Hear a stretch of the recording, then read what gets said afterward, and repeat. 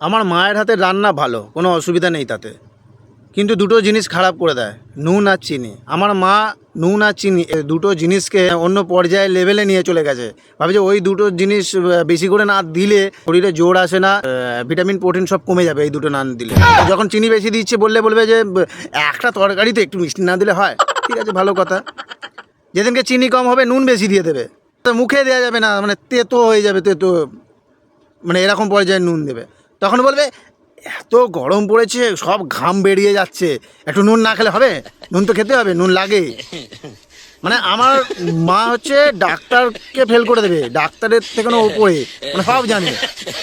নুন চিনি না হলে আমাদের শরীরে এনার্জি কমে যাবে, আমাদের প্রোটিন কমে যাবে, ভিটামিন কমে যাবে। মানে নুন চিনির মধ্যেই সব আছে, এটাই আমার মা ভাবে। নুন চিনি না দিলে ভাবে যে রান্নাই করবো না, না রান্নাই হবে না। कौन है ये लोग?